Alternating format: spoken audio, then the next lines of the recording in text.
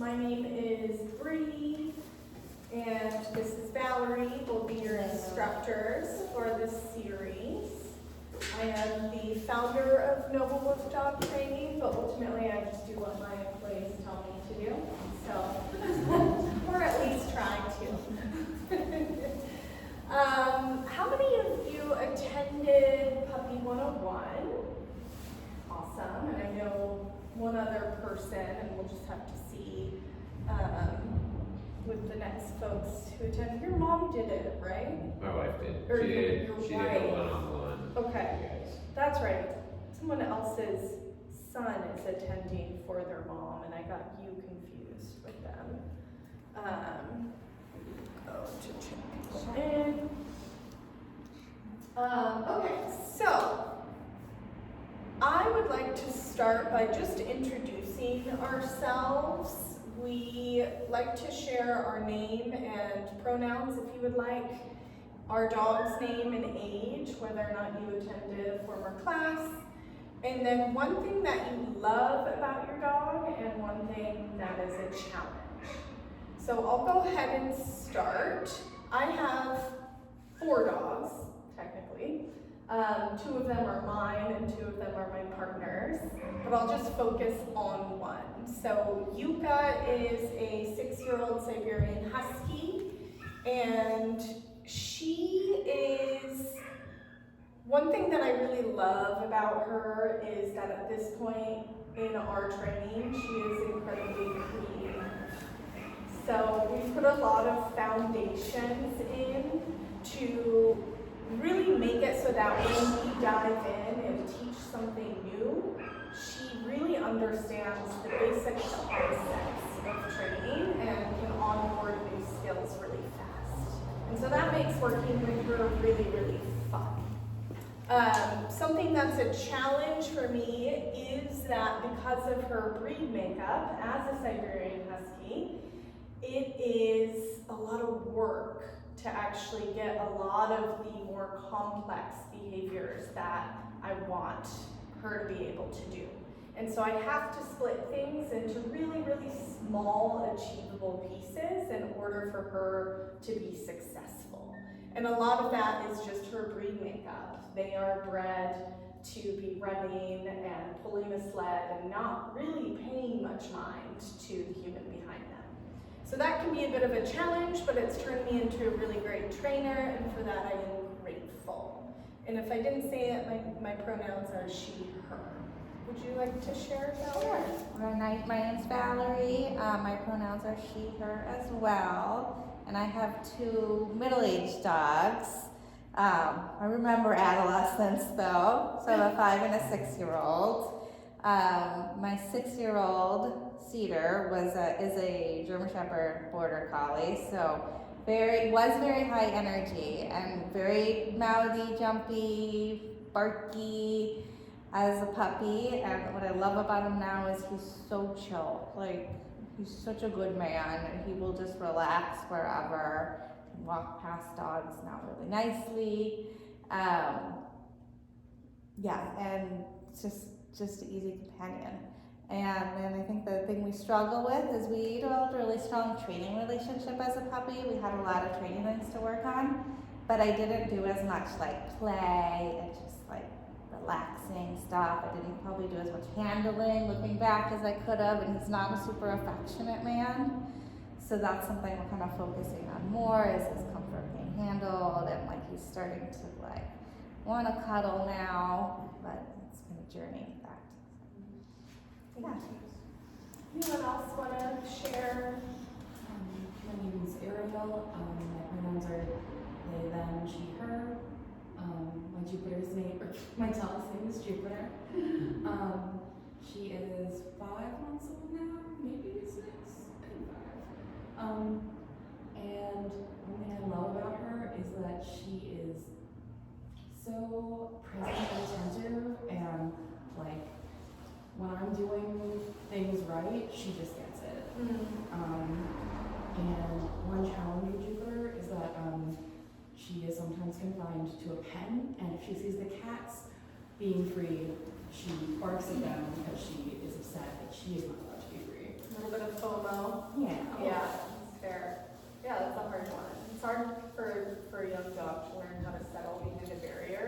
especially when other creatures are getting something that they are not. So reasonable, yeah. Thank you for sharing. Let's just go this way. Yeah. I'm Lacey. It's my husband, Mason. She, her, he, him. Our dog's name is Fern, who we're bringing. She's a little Rottweiler rescue. I think my favorite thing about her is she's really sweet and cuddly, affectionate. She wants to be a good girl, like so bad, but she's still like not sure how to do that all the time. I think for me, I think what's challenging about her is, I mean, she does have a high prey drive, I think, or medium high prey drive, but I think too, the cats, we have cats, and so that's been a constant, like she wants to play, but with the prey drive, it's that jolt Yeah. of things. I think that's pretty challenging with her. She's also pretty mouthy, but she's a good dog. Yeah. Awesome. She's a sweet girl. Thank you for sharing. My name's John, he, him. My dog is Jax. He's gonna be about 7 months. He is a mix of a Australian cattle dog, German Shepherd, and Pit Bull. Super high energy. Yeah. Needs tasks, but I mean, you can definitely see like each part of the breed in him, which is kind of cool. He can be great with my kids, and the excitement that he has for my kids is awesome. And you know, much like you guys, you can tell he really wants to be a good boy. He wants to be involved, but sometimes that can be a little overwhelming for the kids, for the family. Jumping, I would say, is his big thing, and like grabbing onto your leg with his paw or nipping sometimes, like herders do. So those are jumping. I would say is kind of the big one. And I think like any new dog owner, dog, it's the command is just like come. Yeah. Without Yes, innocence, getting and that we're thinking it's a game, Yeah. So we had a scenario where he did run off and wouldn't come, and I had to sit down in the middle of the room for him to, eventually come back. So just working on those little things, but I think like all of us, just need to be patient. Yeah, absolutely. Yeah. Awesome, thank you. We're just sharing our name, our pronouns, dog's name, age, one thing you love about them, one thing that's a challenge. Sure, yeah. My name's Lucia. I have a she, her. This is Anna, who is my she person. Just making sure. Our dog's name is Malto. He's a 6-month-old miniature poodle. Something I love about him is he's very cuddly and loves to please, so he'll follow me around and sit down and just like look me in the eyes. And more of the eyes from a manipulative way, but it's really sweet and cute.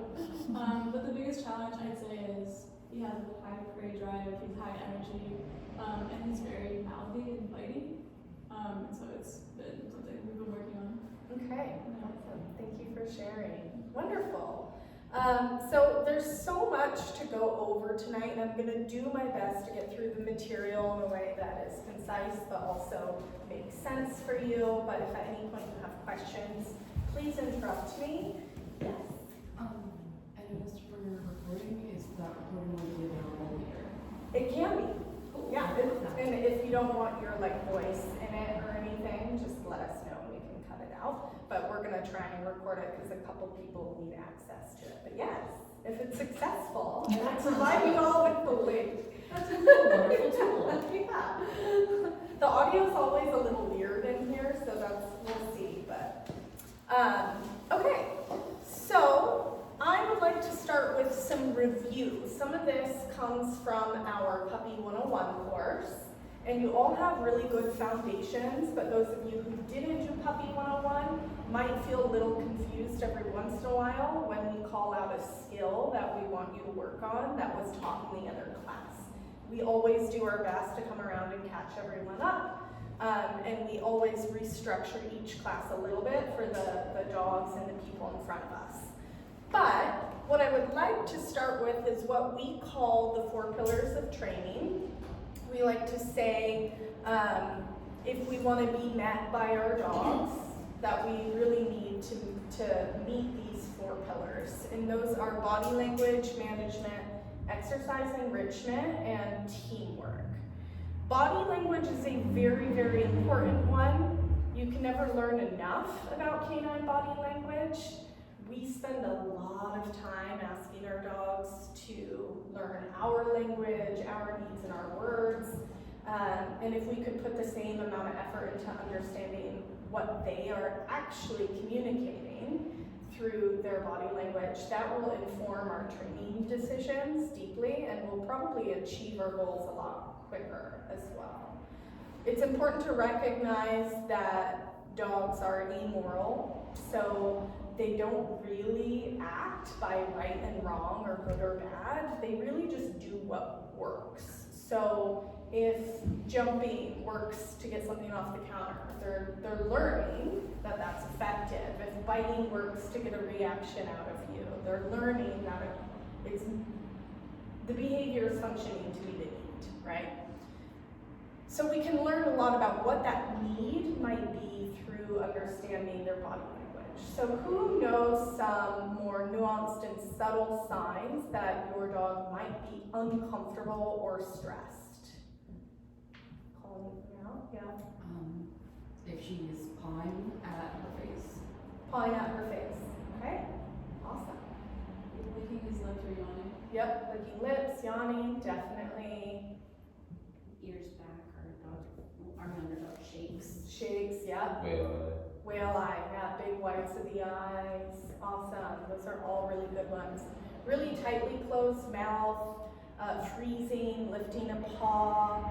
Some ones we don't often think about are zooming really fast, like doing zoomies. That can mean that they're either overstimulated, conflicted, or fearful, like they actually don't know what to do with that information, that energy, and they're trying to just essentially run it off. They're not thinking about it in that way, but that's the response. When it comes to adolescent dogs, some other body language cues that we might want to really get to know in our individual dogs are signs that they're approaching what we call at threshold. So threshold is this kind of imaginary line from where they're able to think and learn to where they're not. And during this time, as your dog grows into this adolescent stage, you may see increased reactivity, increased sensitivity to environmental stimuli. They're going to have a harder time responding to cues. And when that happens, situations in which they previously were performing really well and seeming really comfortable may no longer be that way for them. So I like to talk about a dog's threshold using a stoplight analogy. So we have red zone, yellow zone, and green zone. Red zone, we kind of want to avoid as much as possible. This is where they can't think, they can't learn, they're showing a lot of those stress signals. Maybe they're not taking food. A lot of times when they're approaching this red zone, they'll stand up on their toes, lean forward, really alert and look towards a trigger, like a dog, they might bark at your cats. Yeah, they might pick up a paw. And what follows that within about 2 to 3 seconds might be barking or trying to flee. And that's their kind of fight or flight mechanism that's kicking in. It's a very physiological thing. So if we get acquainted with whatever it looks like for our dog, when they're no longer in a thinking and learning state, that's going to help you learn how to get back into the yellow and green zone where we can actually learn. So if, for example, my dog is really starting to become reactive to seeing other dogs out in the world, I might notice that alert posture and then immediately choose to increase distance from whatever they react to. Because that decreases the intensity. The closer they are to a distraction, something that excites them or stresses them out, the harder it's going to be for them to learn something else. Does that make sense? So as soon as I'm approaching that red zone, I notice that body language and I try my best to remove my dog from that and go back into the yellow and green zone. Green zone is like at home, right? Where your dog is so comfortable, totally relaxed. Really, that's where we should be teaching new behaviors. This classroom is a yellow zone environment for sure. And for some dogs, it's a red zone environment. But the class is for you, right? It's an hour long. It's for our human learners, our human brains. And it's a place for you to come here and practice with your dog and get feedback. But ultimately, if you can go practice the skills at home in that green zone, you're going to be a lot more successful every week when you come into this room, because they'll have actually learned the skill or started the process at least, right? Now, we'll talk a little bit more about those thresholds in a moment. I want to circle back and talk about, where do I want to go next? I might do these out of order. I want to talk about exercise and enrichment next. So this is a time in which your dog is going to have the most energy that they're probably ever going to have in their lives. And we tend to match that energy with a ton of exercise. And it's really important to recognize that while it is important to give our dogs cardio and plenty of it, if we just continually use exercise to try and curate and create a calm dog, we're actually creating an athlete. They're getting more and more exercise, they're getting stronger and stronger, and they become reliant on intense output in order to self-regulate. And that's not really teaching them how to self-regulate, that's just a quick fix in the moment. Does that make sense? So we really want to start challenging our adolescent dog's brain through enrichment. We talk about it in Puppy 101, but if you're feeding your dog out of a bowl, we recommend switching to feeding from a variety of different puzzle toys. Dogs are scavenger hunters, scavenger predators. They like to chase, they like to seek, they like to hunt and forage for their food. So providing them with that opportunity for any meal times is one way you can challenge their brain. Who feeds their dogs already out of this kind of thing? Awesome. It's okay if you don't. Yeah. And it's also helpful to know that most dogs you can't just throw the thing down and be like, go. They might need a little bit of instruction. Like, this is what this does, and this is how to do it. It is a skill that they need to learn. So you have a little handout. It's enrichment bingo. And we want you to explore some of the items on that list over the weeks we have together. And if you bring that back at the end of the series, you have a chance at getting a little prize. If you flip it over, you will also see, the 6 canine core needs. So all dogs have these, some of them have more of those needs than others. Every dog is an individual. But definitely look at that and kind of ask yourself, what of these things does my dog really enjoy doing? Because we can't take the dog out of the dog. They're going to want to chase, they're going to want to dig, they're going to want to sniff. And instead of trying to get them to stop doing these species-specific behaviors, we want to provide them with outlets for those. And that's going to give you a much more calm and sane dog. Any questions on any of that? Okay, anything you would add? Well, just like a little bit about the amount of physical exercise you actually do need to provide your dog. Again, it's going to depend. Every dog is an individual. But I think general guidelines are 2 20-minute cardio sessions a day. Yep. So it's a lot less than most people think about. And enrichment, including training, training can be mental enrichment as well. Yes. Can actually tire your dog out just as much. Yep. Yeah, and walks really don't count as cardio. So a flirt pole is one of my favorite ways to get a young dog cardio because they don't need too many training skills to play with it successfully. Some dogs need to learn how to fetch, and otherwise will just go chase the thing and then run off with it. This, you can really keep them engaged, and not only are you, excuse me, not only are you getting them that cardio, but this is an opportunity to meet that need to be social with you, to connect with you, and to bond with you. That teamwork pillar is really about understanding that where really great training starts is with having a secure relationship with our dog. If our dogs find us to be really enjoyable to hang out with, they see us as an opportunity to make really fun things happen, it's going to be a lot easier to get buy-in on really high stakes behaviors when we really need it. If they're only performing behaviors because they're afraid of what might happen if they don't, then we have a very conflicted relationship, and it's going to feel a lot more like a fight all the time. And that's not why any of us get a dog. So, how many of you know, I've got marker mechanics on here, that fits into our teamwork and training pillar.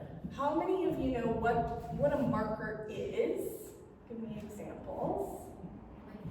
Clicking, a clicker, yeah, we're saying yes, yep, so you can have a verbal marker, just an auditory sound. And what does it mean to the dog?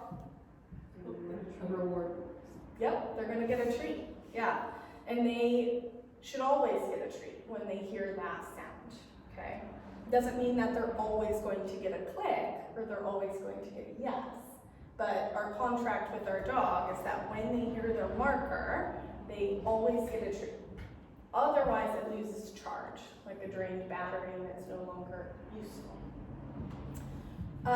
So when we are marking behaviors, does timing matter? Okay, good. And when should we time the marker with the behavior? Like, As soon as they do the behavior. as soon as they do it, yeah, like right at the completion of that behavior. Dog sits, click, right when that behavior happens. I like to think of it as a camera, like we're taking a snapshot of the behavior, and that teaches them what to do again. Okay, so timing really matters. Something else that matters is making sure that that marker is the most salient thing.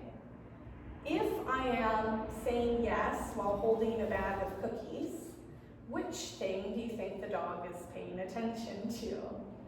Just the bag of cookies, right? They're probably not hearing the word or even thinking, what did I do to get the treat? So the marker becomes meaningless. That's why we want you wearing something like a treat pouch or a fanny pack with treats preloaded in it. You can have a hoodie with pockets if you can access treats really easily that way. But if you can swing a treat pouch behind you and find your hands at a neutral position when you mark, click, or you can say yes, and then reach for the food after. You want those ideally to be two separate events so that your dog is really paying attention to what they did, right, to get that reinforcement. And that's a hard thing to do, so we're gonna practice a lot, and we'll remind you, we'll be polite pests. Okay, do that again, but without treats in your hands. And there will be some times when we ask you to palm some treats, but even then, we're trying to hide the treat out of sight, mark the behavior, and then follow through after, okay? All right, so does anybody not have a marker that they already use with their dog? Okay, great. So I wanted to move next into just adolescence, understanding adolescence. Because again, we mentioned that your dog is likely to start regressing in certain areas, and that is normal. That doesn't mean that we just wait for them to mature and then everything will be fine. They do absolutely need guidance and structure more now than ever. But it's very important, I think, for us to understand why that's happening so we can have more compassion for it and feel a little less compelled to label their behavior as vindictive or any other kind of anthropomorphic term. So adolescents, their behavior is often emotional and not logical. Again, they're amoral, dogs already just do what works, but their brain is not fully developed. The prefrontal cortex, the part of the brain that's responsible for decision making, logic, problem solving, risk assessment, that develops later. And the emotional part of the brain, the limbic system, is fully developed. So we have these little animal creatures that are just doing animal things, and they're not thinking about it. They're just acting, reacting. So it's actually almost impossible for them to learn what we call impulse control. They can learn it, but it's really hard for them because their brain isn't wired yet to go, oh, we got it. I sit, I wait, and then I eat, and then I wait for the release cue, right?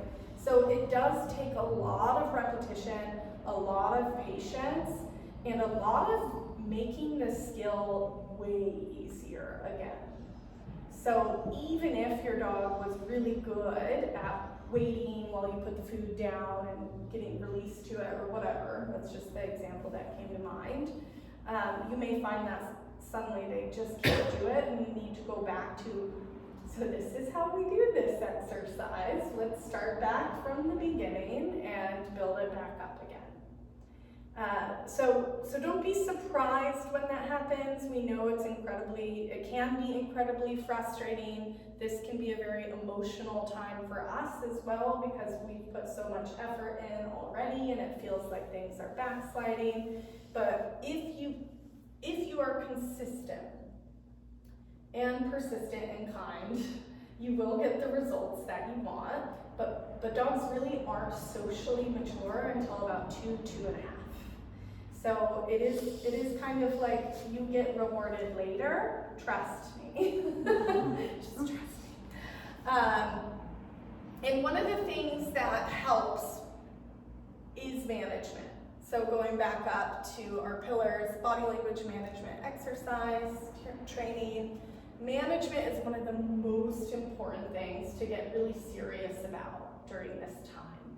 Management is changing the environment to set your dog up to be more likely to make the choices you want them to make. So simply putting a playpen around your kitchen island so they can't counter surf, right? That is training. A lot of us think of prevention as ignoring the issue. It's not, it's training. My Siberian Husky, Yuka, when she was young, she really wanted to dig in the garden. And I was renting and I didn't want that. And so my management solution was supervision. She didn't get free access to the yard for a long time. And anytime she started digging, I would redirect her to a dig pit that was just a sandbox. And I would hide things in there. But I would prevent her from rehearsing the behavior where I didn't want her to do it. And I could have also put a playpen up, right? That was enough. Prevent and provide, prevent and provide. That was enough that she even grew out of wanting to dig in the dig pit.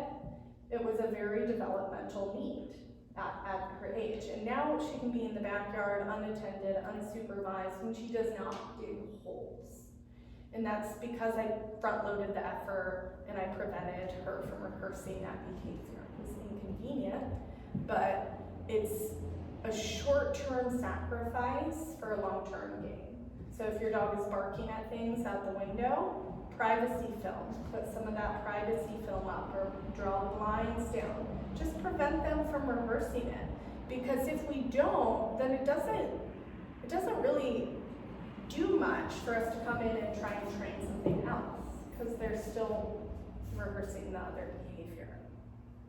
So a long line would be one of the greatest investments for you if you don't already have one, because now is the time that we're gonna get a lot of dogs just running off and kind of testing the limits. So I really prefer this type of long line. This is a Trailblazing Tails leash. She actually has her workshop downstairs. And the reason I like this long line is because it's made of biothane, which means it doesn't actually pick up any water. And so the dog can drag it more successfully without it becoming really heavy. And it's much more easy for me to handle as well. So if you have any interest in getting a long line, she has a website. You could also grab one of the cards up here. Maybe will you just bring those down, put them right here, and you can schedule an appointment to like actually go in the shop and pick out all your colors and all of that. And I pitched that not because she's my friend. I don't get anything from that. I genuinely like only want those leashes. They're just incredible. They're strong, and the first leash I have is still intact, and I slammed it in my car door and drove down the highway for like an hour, and it was flopping about, and it's fine. It's amazing. They're very multifunctional. Yeah, So if you do schedule an appointment, they will walk you through all these little amazing features. Yeah. The website can be a little overwhelming because there are so many ways you can use it, but okay. So emotional, not logical, consistency, and management. And again, management, I'm gonna circle back to our red zone, yellow zone, green zone. Red zone, we're just trying to avoid that. So one of our friends and colleagues, Jess, has Malinois, and when she was an adolescent, for a period of time, she was doing really well going into Home Depot and just like performing beautifully. And then suddenly, she hit adolescence and she was grabbing things off shelves and resource guarding them and grabbing gloves out of people's pockets and doing all this really like not publicly appropriate behavior, right? And most of us we kind of panic and we go, oh my God, I have to train that. Like I have to get rid of that behavior. And so we put our dog in the context more because that's where we see the problem and we think that's where we're gonna fix it. That's not actually true. We're just putting them in the context where they're rehearsing the problem. And so what did Jess do? Jess completely removed Elva from the public, period. Like she did not get to greet people, she did not get to go to patios or do any of those things that were goals for Jess. And by doing that and building back up her foundations on the side, she is a dog who's amazing and can outperform any dog in a public environment as far as I'm concerned. But that's because of really good management. Okay? All right, so let's talk a little bit about emotional regulation. So a lot of this class will be about, we're gonna try and structure things so we're doing kind of a exciting, stimulating activity followed by a calm activity. And that is because dogs don't have the ability to self-regulate unless we teach them. And one of the ways we can teach them is simply by padding like peaks of energy with valleys of calm. And that actually teaches a almost physiological response that the brain is practicing. I do a fun, exciting thing, and then I do a calm thing. And then that makes me get to do a fun thing. So we're kind of teaching them that calm is the path to all things fun. And so default to a calm behavior, and then you get access to the fun thing, right?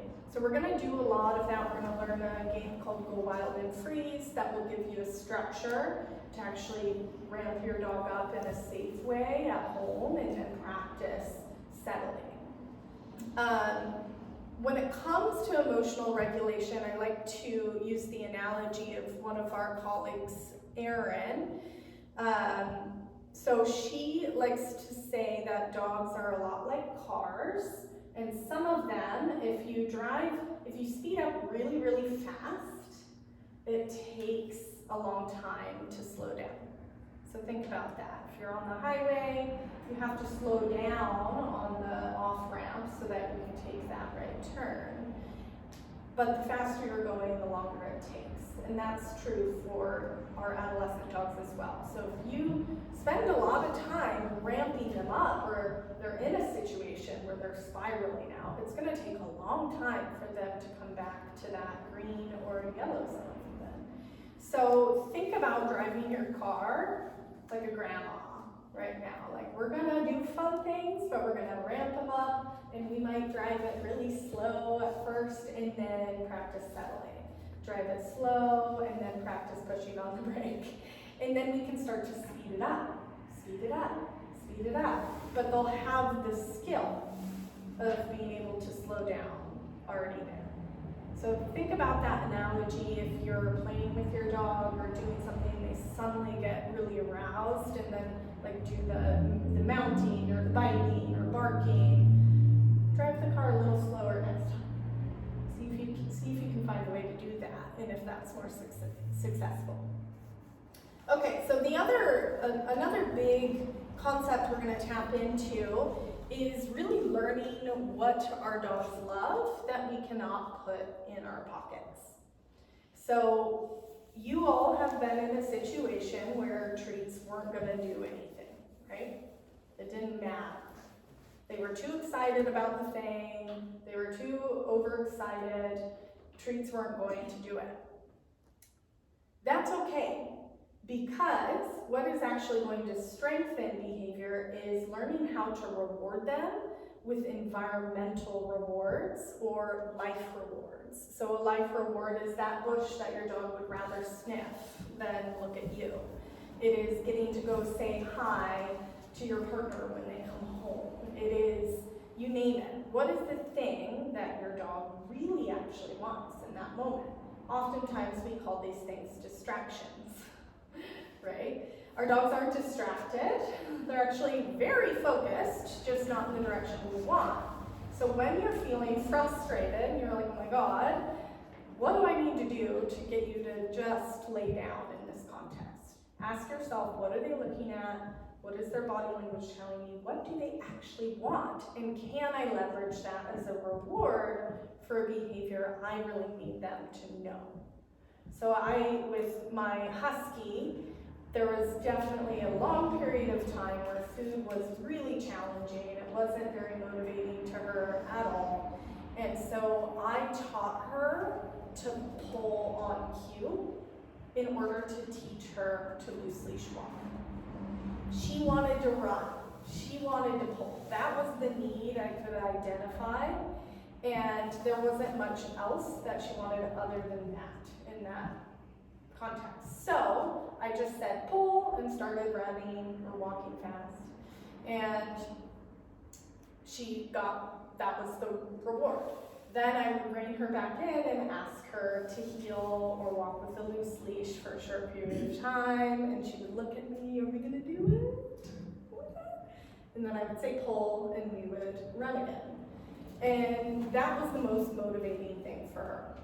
So once we start to understand what our dog actually wants, and for those of you who have really food motivated dogs, that might actually be a fun challenge for you. But we're gonna get stronger behaviors because they're gonna learn it's not what do you have in your pockets, this is just how the world works. When I want to run to that tree that I saw a squirrel in yesterday, I know that I look at my person and then I sit, maybe I swing into a heel position, do something cute, doesn't matter what the behavior is, they're learning to trade that behavior for access to the environment. Something they really want. So what is something that you can think of right now that tends to be a distraction that you might possibly be able to safely use as a reward for behavior? Anyone have one? I feel like her dog will sniff, like she has a really good nose, so she'll sniff out maybe like wild animals or Mhm. like the bird runs into the bush or something, but Yeah, the moles in the Sniffing. ground, she Yeah. loves to sniff at the moles and dig in the holes and that sort of thing. awesome.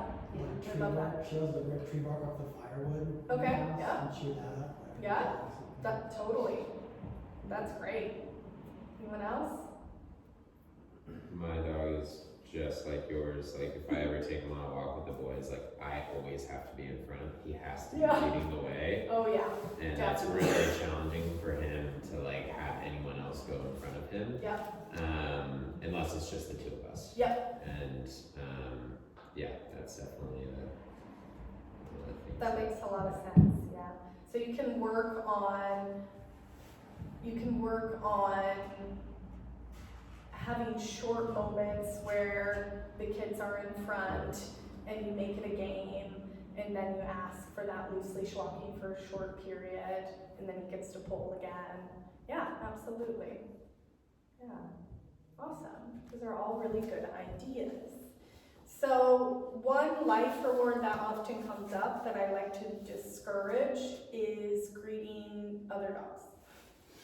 And maybe even greeting strange people as well. I want my dog, the world is already too exciting at this age, and I want my young dog to know that when I'm on leash, I am in collaboration with my person. And so the other reason, particularly dogs, we don't want them to greet is because that will create leash frustration. The leash is a barrier, they can't greet properly, they can't greet appropriately, and we don't know what that other dog is going to do, and then we could have a really bad learning history, and just it can snowball from there. So cross the street, try and create go up a lawn, try and create space and entertain your dog while the person or dog passes. So again, that is management, that is managing the threshold. I might even dip behind a car so they don't see the dog at all if I need to. And then I can choose when I want to work on training for that context. When we manage, we also on the side strategically train what we would rather them do in those moments. Would you add anything else to this section? Okay. So, for those of you that did do Puppy 101, there are going to be some repeat behaviors, and this is something to really hold on to, really for the life of your dog, but especially now. We want to train for depth, not breadth. So breadth is like, my dog knows a million things, but not very well, right? That's not gonna do me much good when I'm trying to get that really solid recall, right? So we want to train for depth. I would rather a dog know 5 behaviors really deeply and really well, because looping back to one of my favorite things about my dog, Yuka, is at the beginning we really put the work in to learn things deeply and learn the concepts deeply, both myself and my teaching her, so that when we train new things, she understands those concepts. She's a concept learner. So we are going to be working a lot on proofing the behaviors that we learned in 101, and these will work great for those who didn't do it as well. We're going to work on proofing behaviors to fluency. So fluency is when a behavior can be performed reliably at the speed we want, regardless of environmental distraction. That's what we mean when we say proofing. And the way we get there is with something called the 3 Ds. And those are distraction, duration, and distance. And these are elements that we train into every new behavior, ideally independently. So when we work on settling on a mat, we're going to first work on, can you settle on your mat while I do something weird? That's distraction. And then we'll make the weird thing more challenging, right? Maybe I'll have my robotic kitty, can you stay there when I do this, right? Distraction. But I'm still right next to my dog to feed them and help them out. once I feel pretty good about that D, then I'm gonna put it up on the shelf and I'm gonna take down duration. So now we're gonna work on, can you stay there without distraction, but just for duration? And I'm gonna build that up to what I want that duration to be. Do I want my dog to be able to stay there for 2 minutes? An entire dinner? What do I wanna work towards? Then I'm gonna put duration up on the shelf and I'm gonna pull down distance. Okay, now I want you to be able to go to your mat when I tell you to. That's a whole different behavior, right? And we're gonna work on that. I want you to be able to stay there when I walk away. That is duration and distance. So we only start to combine those Ds when we've kind of taught them each individually. Now that sounds really overwhelming, but again, if you take a few behaviors and implement this concept of 3 Ds, you're gonna get really good at it. It's not gonna be very taxing to think about, and your dog is going to go, oh, I know what this one is. Like, it's a new behavior for them, but they get the concept of these little things that you do, and they're like, oh, okay, we're doing that one, and we're doing distance, right? They don't think about it that way, but they do start to understand the concept, and it gets easier and quicker to teach new behaviors to fluency. And then the other way that we get really strong, reliable behaviors is by starting to randomize reinforcement for things they know, things that we have defined as being fluent. We start to say, sit, good job, instead of giving that click or that yes, right? Because those always get a treat. Or we might start to ask them to do those behaviors, touch, go sniff, in exchange for those life rewards. That's going to get you a dog that thinks training is super awesome and it's really worth it, and they won't think so much about if it's worth it, because that's just how we exist in the world. We trade behaviors for access to things we love. And you don't want to get super militant about it. Dogs should have plenty of things for free just because, so that they're, mentally healthy and enriched. But you do want to start, especially at this age, working on, I understand you want that thing, can you do this for me first? It's an important concept for them to learn. Okay. Would you add anything? Great.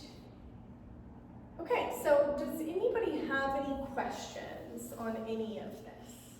Anything that you would like me to apply to a situation that you're having? Yeah. I think so. We have 2 dogs. They play all the time, and so I notice sometimes I don't know if we pay as much attention as to when they need breaks. Yeah. And so I think the little one will come running up to me or come up, well, there's spots for her to hide and get away, and they'll get in their kennels and they'll take their own breaks sometimes. But I think too, sometimes maybe the energy gets a bit too much and they'll get crazy. So what are some ideas to have them to take breaks? Yeah.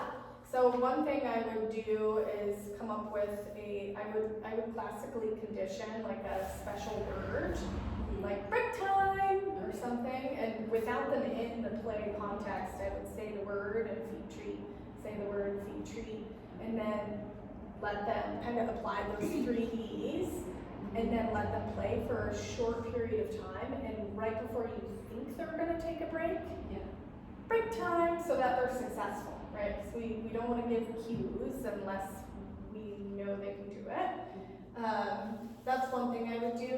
You might also teach a very well-conditioned collar removal. If they have no brains, sometimes you do have to just be like, okay, I'm with a bigger brain here, I can tell you need a break, we're gonna put you away for your own safety. But you want to teach them that being handled in that way is safe and not scary. So I just do collar grabs, feed, collar grab, feed, and you will see them start to feel and go, oh, cookie time.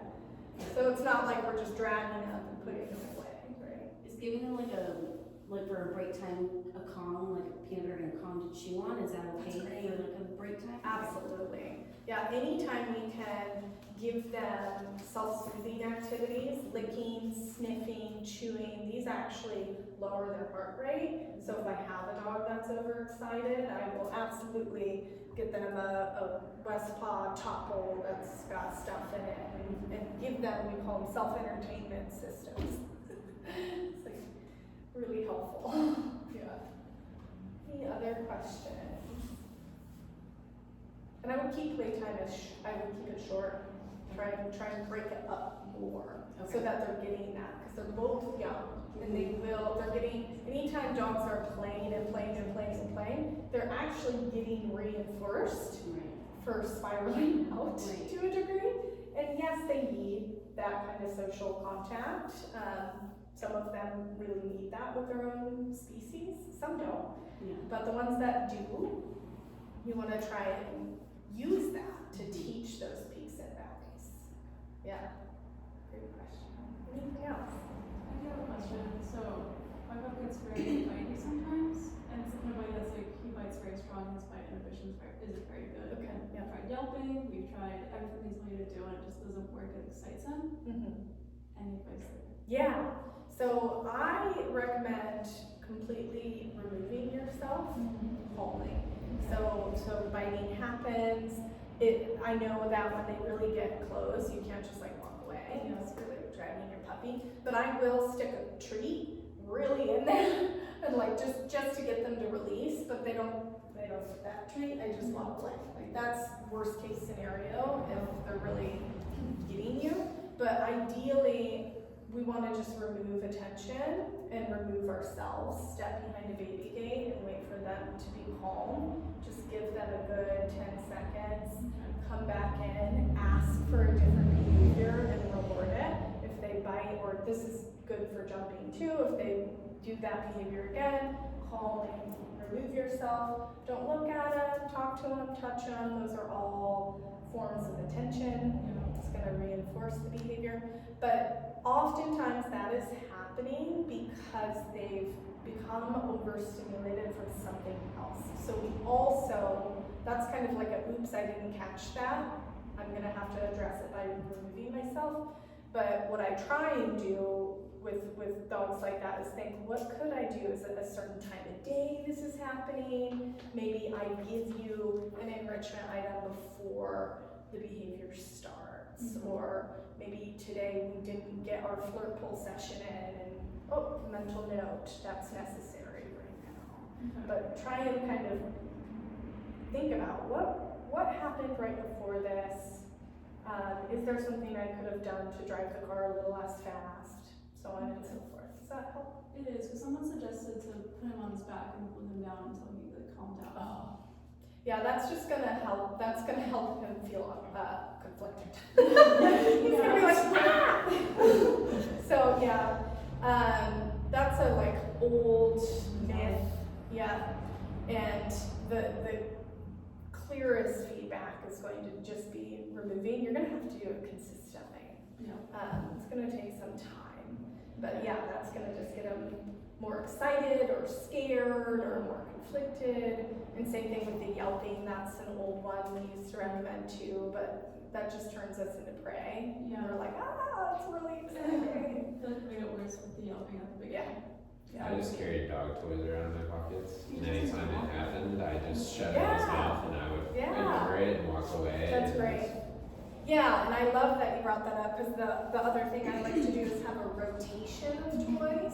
If they have access to all the toys all the time, they're not novel anymore. Novelty is everything to a young dog. So just have a couple toys that are on rotation so they stay interesting. And then you might think about if it's a certain time of day or when someone comes home is when we get really bitey. Have a very special toy they only get right when that person or right before that person walks in the door. And that's going to help give them something else to do. So our main goal with those problem behaviors is, can we prevent it from happening in the first place? Great, can we identify the need and provide them with the appropriate outlet? Because there's behavior always has a function, the dog always has a good reason behaviorally for doing behavior, even if it doesn't even serve them, if it's unsafe to them, or, not ideal for us. They're generally not doing it to be little jerks. Our dog does like jump stop activity with people. With us, she doesn't do it so much anymore, but like with new people or whatever in the house, like saying hi, she doesn't. She tries not to, but then she's gonna help herself and she jumps.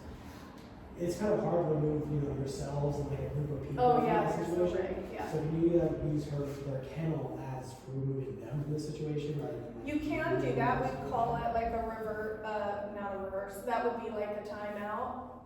It's not the best word for it, because you don't wanna make it scary. What I would recommend doing that will actually be more effective, because in that scenario, you do have to touch her and put her away. She may not connect the dots that the jumping made that happen.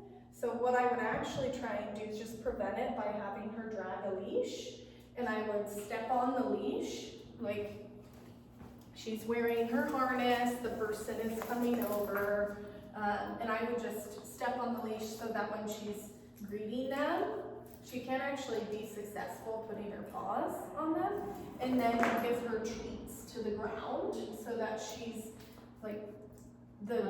it'll curb the jumping more, and she'll start to focus on taking food from the ground. And you may just need to have her on leash when guests are over so that you can prevent that behavior, just like with the digging, total supervision. And then once people are settled, practice having her lay on her mat and give her treats on a mat so that she's learning. Seems like when people are here, one, it's not effective to jump on them, but I get a lot of treats on my mat. Yeah. But she can't learn that fast enough to be successful without the management up front. Yeah. And I really recommend these, any harness that has a front attach and a back attach. If you don't already have one, we do sell some of these Blue 9 balance harnesses, but it's super valuable to have something that attaches on the front when you have a really strong puller, and then we like to attach to the back for other purposes as well. Like Sniffari. Yes, like Snifaris. Does anybody know what that is? Do you do Snifaris? Yeah, you should. Long line, take your dog to the park, let them lead the way, and just sniff. That's gonna tire them out more than just even a flirt pole. Making choices is always one more difficult. Yeah. I was just gonna say, the hardest part for me, well, I don't know, I'm so many, I was like, what do I even pick? Because I have a very emotionally sensitive dog who has true separation anxiety, meaning he will poop himself if I leave him alone. So that's, I know, so that's separate, that's a whole nother story. Yeah. But for the Snifaris and a long lead, how do you keep them, especially when you have a large dog, from pulling you over? Yeah. He has and will pull me over. Yeah, that's hard. I think that comes down to learning long line, some long line handling techniques. I have to basically Yeah. I would say if he's pulling all the time, if it's always I'm at the end it's of not the all leash, the time, it's just Okay.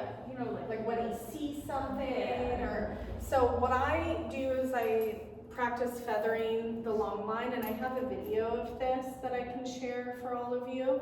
You don't want to wrap the line around your hand like that, because if it's bad. So I So, usually just let go. I thought, yeah. But I don't. Feathering it, if I've got my little dog Jack and he's walking out in front of me and he's got the full line, but I see that something is coming, I want to have this behavior really fluent myself of gathering up that line so that I can control what is inevitably about to happen, which is that lunge. Because the shorter the leash, the less leverage. Does that help? Exactly, that's why I don't do a long lead. Yeah. First. Yeah. But he's just large. Yeah, and I Even on think, a short lead, I have to, it's it's been a bit of. I think that's very fair. You might wanna, if you haven't explored sniff spots, that's, I think we do much better off leash. yeah. And maybe just onboarding more skills so that you're not getting injured. You know, it's totally reasonable if you have this giant dog who's a polar to not, it's not safe, right? So unless we can find an environment where he's less likely to spring at the end, so you two can practice this long line stuff, then a sniff spot would be a good way to go. I feel like with everything, it's just more time. Yeah, I think With more off, time and yeah, more it practice. is. It really is. And I feel like we're almost there with kind of everything, but we're not there yet. And Yeah. that's why when you, the adolescent video, I like almost cried and you're like, you might feel like you've never trained your dog before. Yeah, I feel like my dog has no manner. And I have to say, my Yuka had not separation anxiety, but isolation distress, which is manifests the same, but it's not as hard because she could be left with someone else. I mean, he'll be at the door when I get there, but, and he's okay with someone else. Oh, yes, okay. But you cannot leave him alone. Yeah, that's fair. And that's really, oh, I'm having such a tickle. Is there anything you would add? Well, I mean, just that, like, even if you can't do a long line, you can still let him, like, sniff to his heart's content on a short leash. You can do a different version of it. But Bria was talking about sniff spots. Do you guys all know what those are? It's basically like Airbnb for people's property. So for like $10 or $20, you can rent out someone's yard or someone's acreage. There's some lovely ones that are like 15, 20 acres that have trails around their property and have creeks. And you just rent it out for yourself for an hour, hour and a half, so you won't run into other people or other dogs. So it's a great opportunity to just let your dog off leash or let them drag a long line. I mean, those big ones aren't always fenced. Is that better? Yeah, Yeah. yeah. That's a good idea. Awesome. Well, make sure to look at your confirmation email to bring your checklist of things, but it's treat pouch, so many treats, a mat for your dog, a toy that they really love, and a chew. Bring them in a harness and a collar if you can. Anything else? That's it. Doors open 5 minutes before class. So like a mat, are we talking about like a little area, a little rug? A little area, yeah, like a little bath mat, honestly, or a towel. Something that's really easy for them to target, to get up on, not a big old puffy bed. Yeah, okay. Yep. Awesome. Thank you all so Thank much. you.